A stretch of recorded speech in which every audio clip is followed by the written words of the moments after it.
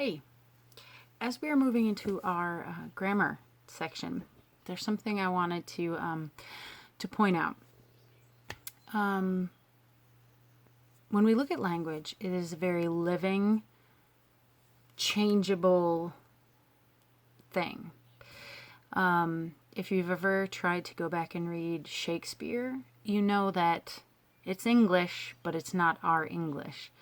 If you've ever talked to somebody from New Zealand or Ireland or New York, you know that we use different slang, different words, different grammar, different things are acceptable, and they can have a very different meaning, right?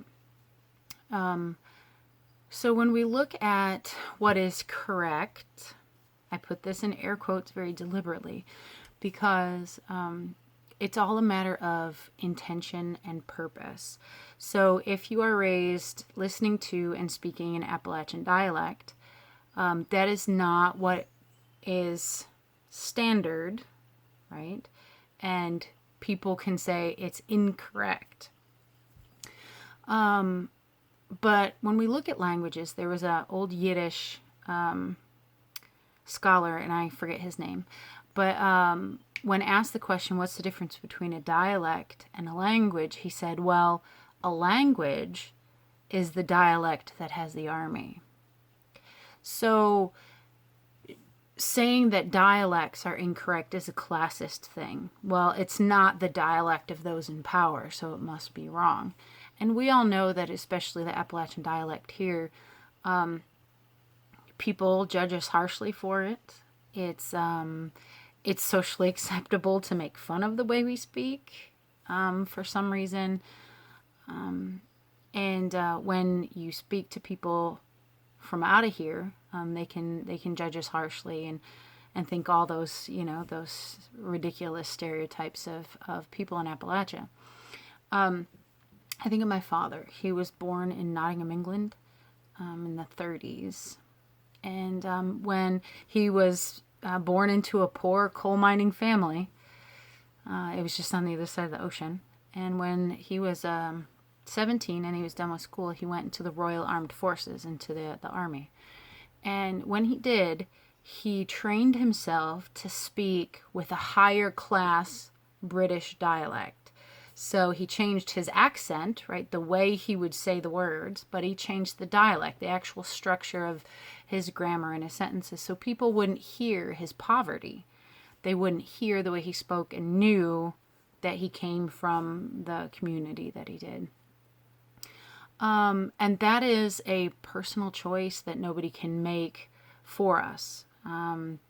Where, you may know people who have purposely tried to get rid of their country accent or their Appalachian dialect.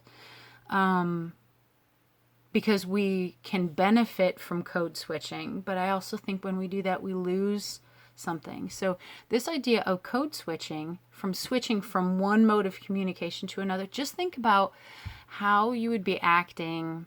It's Super Bowl Sunday. You got your buddies there. You're drinking some beer. Your feet are on the coffee table. You're throwing curse words around. And then imagine Mamaw walks in. Like your feet come down. You clean up your language. You code switch to, this is my buddies watching the game way of communicating, to, oh my goodness, Mamaw's here way of communicating. So we code switch all the time, right? When we dress up for an interview, or when we go to church, as opposed to going to a barbecue. So especially as an outsider, I come from Ohio, from Toledo. I'm from the Great Lakes region, not from Appalachia. As an outsider, I have to be especially aware of coming in here and telling folks with an Appalachian dialect of, that's wrong, right?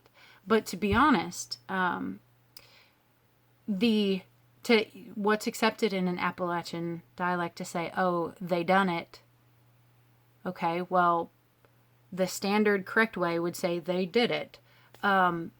Both are completely correct, according to the dialect you're speaking in, according to your purpose, according to your intent. My husband's from around here, and his dialect is one of the things I love the best. Because it's part of him, and it's part of the community and part of these mountains. So my job is to teach you the standard expectations and have you practice them in these essays so that you are empowered to make that choice of when you're going to use your dialect and say they done it, and when you're going to code switch, if you're going to code switch in the rest of your life, to say they did it. For the sake of our essays, we're going to practice the standard English. But please don't think that that I am another example of somebody coming in here and telling you that you speak wrong, or that you write in a wrong kind of grammar.